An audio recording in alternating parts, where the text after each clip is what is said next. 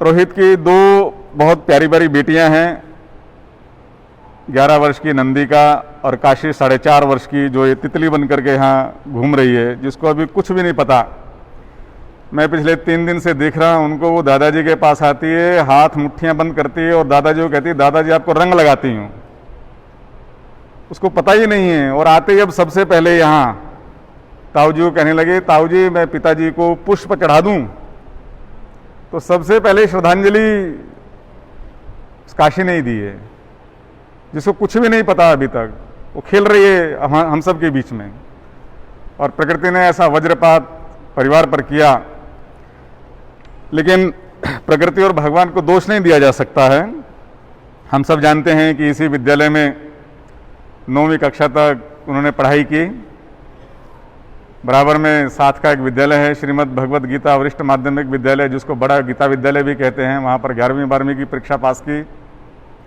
तत्पश्चात कुरुक्षेत्र विश्वविद्यालय में उन्होंने डिग्री ग्रेजुएशन किया, और मास कॉम करने के लिए गुरु जम्बेश्वर विश्वविद्यालय हिसार में उन्होंने प्रवेश लिया। मैं कल से कई सारी वीडियो उनकी देख रहा हूँ, तो ध्यान में ये आता है कि जीवन का ऐसा कौन सा पहलू है जिसका वर्णन किया जाए और इसको छोड़ा जाए।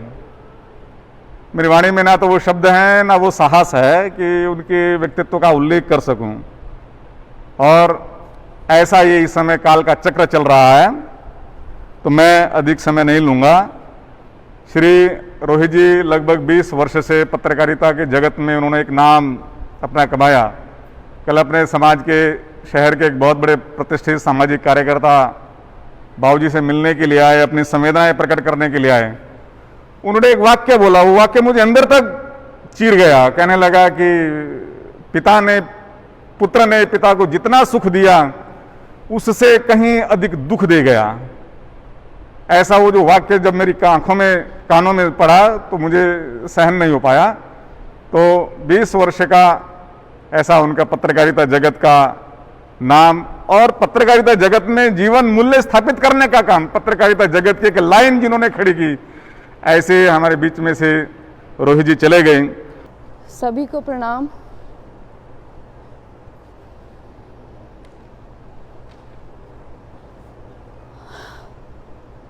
ऐसा दिन भी हमें देखना पड़ेगा, ये कभी सोचा नहीं था।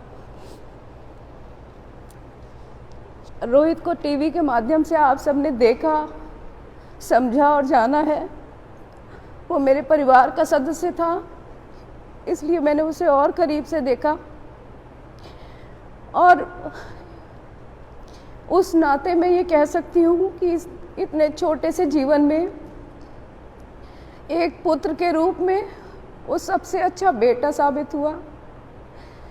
एक देवर के रूप में बहुत अच्छा देवर, चाचा के रूप में, पिता के रूप में, पति के रूप में, मेरी छोटी बहन का पति था, उस रूप में जितने रिश्ते उसने निभाए, उस खूबसूरती से, उतने प्यार से रिश्तों को निभाते हुए मैंने किसी को नहीं देखा। मेरे सभी जानने वाले जो रोहित को जानते थे मुझसे अक्सर कहते थे कि मुझे उससे मिलवा दो। मैंने कहा आपने उसको केवल टीवी पर देखा है, जब आप उससे सचमुच मिलेंगे तो उसका व्यक्तित्व भूल नहीं पाएंगे। मुझे लगता है आसमान का सबसे खूबसूरत सितारा ईश्वर ने मेरी बहन की मांग में सजा दिया था।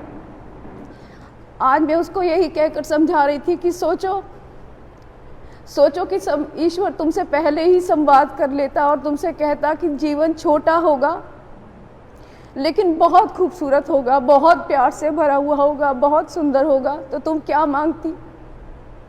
उसने कहा मैं यही मांगती।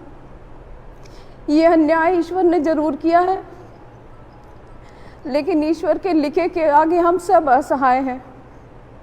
न कोई कुछ कर सकता है, न कोई कुछ कह सकता है। बस इतनी विनती है कि मेरे रोहित को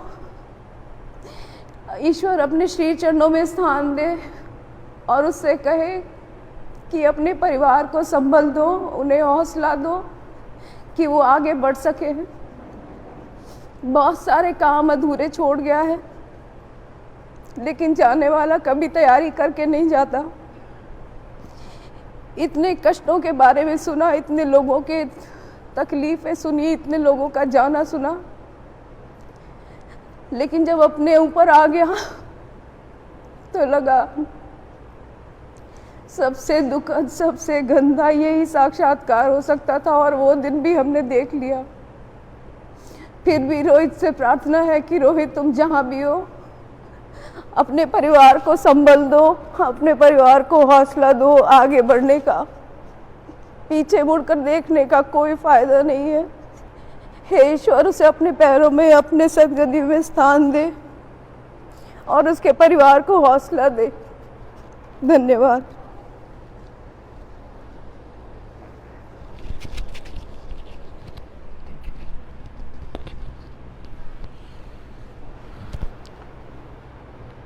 जैसे ये समाचार पूरी दुनिया में चला तो भारत का कोई भी ऐसा राजनीतिक दल का व्यक्ति, चाहे वैचारिक रूप से उनसे सहमत थे या नहीं थे, कौन सा ऐसा मुख्यमंत्री है जिन्होंने अपनी संवेदनाएं प्रेषित नहीं की हैं?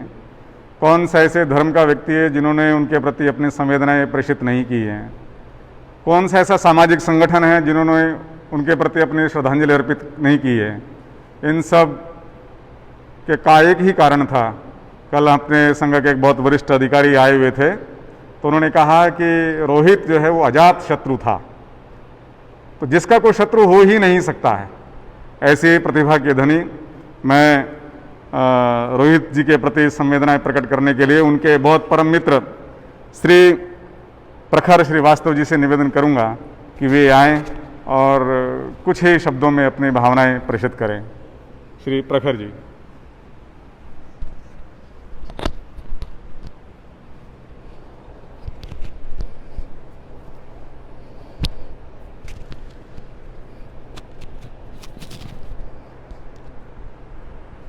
मैं आज जिस जगह खड़ा हूँ ये कुरुक्षेत्र है। मैं आज जिस जगह खड़ा हूँ ये कुरुक्षेत्र है, जहाँ वो पवित्र पावन भूमि जहाँ भगवान श्री कृष्ण ने अर्जुन को गीता का उपदेश दिया था। वो उपदेश जो बताता है कि कर्म सबसे बड़ा होता है, मृत्यु शाश्वत सत्य है। लेकिन ये महान उपदेश देने वाले भगवान श्री कृष्ण थे, उन्हें सुनने वाला वीर अर्जुन था। हम में से यहाँ कोई अर्जुन नहीं है। मैं सिर्फ इतना कहना चाहता हूँ कि मेरे लिए, मेरे दोस्तों के लिए, मेरा हम लोगों का कहना तो सिर्फ रोहित था, जो हमारी पोटली से चावल भी खा लेता था और हमें महल बनाने के सपने भी दिखाता था। रोहित का जाना एक परिवार का नुकसान नहीं है, उसके दोस्तों का नुकसान नहीं है, ये देश का नुकसान है, ये समाज का नुकसान है और ये आने वाली पीढ़ियों का नुकसान है। रोहित ने जो अलग इस देश में जगाई थी, वैसा अब शायद कोई और नहीं कर पाएगा। एक पत्रकार होने के नाते मैं जानता हूं, देश से बहुत लोग प्यार करते हैं, लेकिन उसे छाती ठोक कर कहना और अपने जैसे हजारों लोगों को ये बात कहने के लिए प्रेरित करना, ये सिर्फ रोहित की ही बस की बात थी। रोहित ने जो योगदान दिया है वो शायद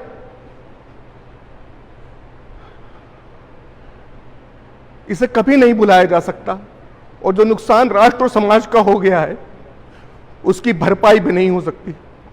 परिवार का नुकसान, मित्रों का नुकसान, इससे भर पाना और उससे ऊपर इस देश के नुकसान को भर पाना बहुत मुश्किल है। शब्द कई होते हैं, लेकिन कई मौके ऐसे आते हैं जब आप शायद बहुत कुछ कहकर भी नहीं कहना चाहते हैं या कह नहीं पाते हैं। आज वही स्थिति मेरी है।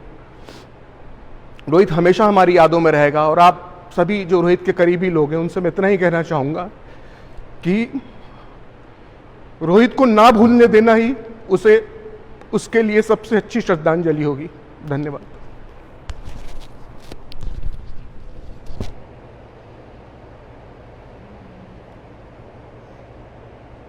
प्रखर जी ने कहा कि ये केवल परिवार की क्षति नहीं है, ये राष्ट्र की क्षति है, विचार की क्षति है। निश्चित रूप से कल संघ के माननीय सह सरकार्यवाह श्रीमान अरुण कुमार जी भी घर पर उपस्थित थे, तो उन्होंने भी कहा कि सबसे ज़्यादा क्षति अगर कोई हुई है तो वैचारिक, आइडियोलॉजिकली बड़ी भारी क्षति है। जिस ताल ठोक के साथ, प्रखरता के साथ वो अपनी बात रखते थे, सिद्धांतों से किसी प्रकार का समझौता नहीं करते थे।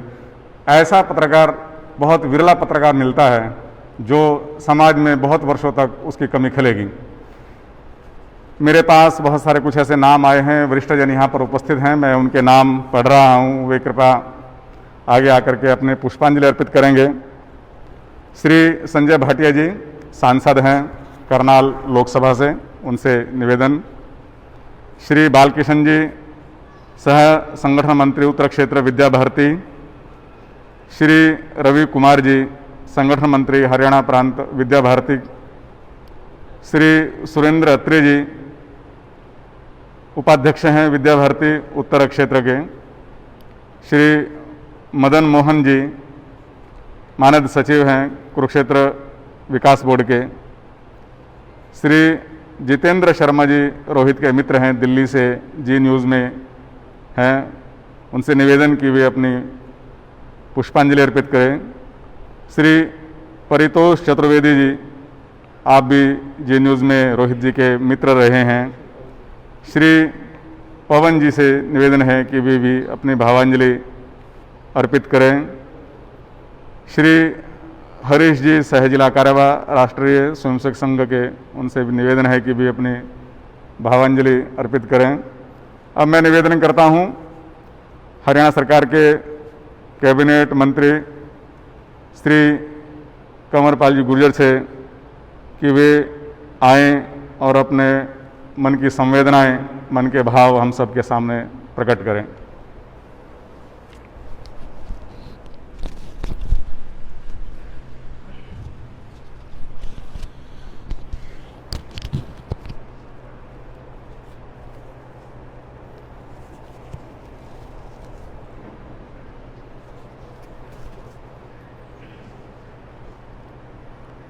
मंच पर विराजमान पूजनीय स्वामी जी, पूजनीय पंडित जी,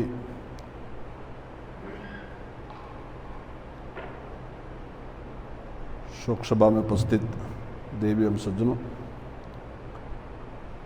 आज ये हम सब के लिए बहुत ही दुख का विषय है कि हमारे छोटे भाई रोहित सरदाना जी हमारे बीच में नहीं रहे। लेकिन एक बात है कि भगवान ने टाइम तो बहुत कम दिया, लेकिन वो टाइम जितना दिया उस परमात्मा ने, उसको जिस प्रकार से रोहित सरदाना जी ने जिया वो लाजवाब है। और जो उनकी मन में भी था कि मेरा एक परिचय होना चाहिए, जहाँ भी मैं जाऊँ लोगों को जानना चाहिए कि मैं रोहित सरदाना हूँ। अभी मैं उनका इंटरव्यू देख रहा था और उनके पुराने कई इंटरव्यू अभी आए तो वो मैंने देखे, तो मेरे ख्याल से शायद उन्होंने सोचा भी नहीं होगा कि इतनी जान पहचान भी होगी उनकी। आज केवल यहाँ नहीं, देश और विदेश में भी उनका एक परिचय हुआ। और जिस अंदाज में उन्होंने अपनी बात को रखा, जिस मजबूती के साथ रखा, उससे उनका और भी परिचय आगे बढ़ा। और मैं अपने मन में अभी विचार कर रहा था कि वो एक श्रेष्ठ स्वयंसेवक भी थे। जो विचार उन्होंने शाखा से लिया,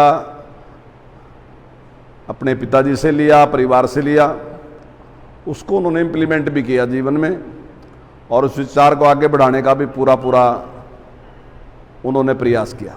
अभी हमारी बहन जो बात कह रही थी, मैं भी उससे सहमत हूँ और मुझे भी ऐसा ही लग रहा था कि निश्चित तौर से प्रिंसिपल साहब भी और हमारी बहन भी और परिवार भी बहुत दुखी है, और समाज भी, मैं समझता हूँ जिसने भी इस खबर को पढ़ा सब दुखी हैं।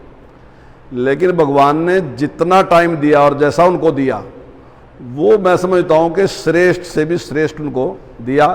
टाइम कम दिया लेकिन श्रेष्ठ पुत्र, श्रेष्ठ पति, श्रेष्ठ देवर, हर दृष्टि से श्रेष्ठ व्यक्ति उन्हें मिला। और जब ये खबर आई तो सबके लिए एकदम हर आदमी को दुख हुआ, और ख़ासकर हम जैसे लोग जो कुरुक्षेत्र या कुरुक्षेत्र से आसपास हैं, जो स्वयंसेवक हैं, हमारे लिए तो ऐसा था जैसे परिवार का एक व्यक्ति, यानी कि इतना परिचय नहीं कुछ था हमारा, लेकिन फिर भी जब रोहित सरदाना जी टीवी पे होते थे, हमें लगता था कि हमारा ही छोटा भाई है, वहाँ हमारे ही परिवार का एक व्यक्ति वहाँ बोल रहा है। हमें इतना मजबूती होती थी उसके बोलने से, चाहे वो हमें जानता ना हो, हम बहुत छोटा होगा जब हम मिले होंगे, शायद आज वो हमें पहचान भी ना सके, लेकिन हमें लगता था कि हमारा ही छोटा भाई वहाँ बोल रहा है। तो उसकी सबको बहुत ही दुख है इस बात का, और इसको कभी को पूरा तो नहीं किया जा सकता। मैं परमपिता परमात्मा से प्रार्थना करता हूँ कि परिवार को और सभी मित्रों को यह दुख सहन करने की शक्ति दे। मैं अपनी ओर से और अपनी सरकार, हरियाणा सरकार की ओर से उनके चरणों में अपने श्रद्धा सुमन अर्पित करता हूँ। ओम शांति शांति शांति। मुझे तो याद ही नहीं रहता। दुख, विषाद, करुणा जब मन में आती है तो हमको देवों के चरणों में जाना पड़ता है, संतों के चरणों में जाना पड़ता है। हमारे बीच में पूज्य स्वामी ज्ञानानंद जी महाराज, हम सबके बहुत सुपरिचित, जिनकी अपार कृपा सदा हम पर रहती है, तो मैं उनके श्री चरणों में निवेदन करूंगा कि वे इस समय जो इतना बड़ा विषाद परिवार पर हम सब के अंदर दौड़ रहा है, उस दौड़ते हुए विषाद को शांति मिले, थोड़ा परिवार को धैर्य बंधे। इन्हीं चरण शब्दों के साथ पूज्य महाराज जी के चरणों में निवेदन।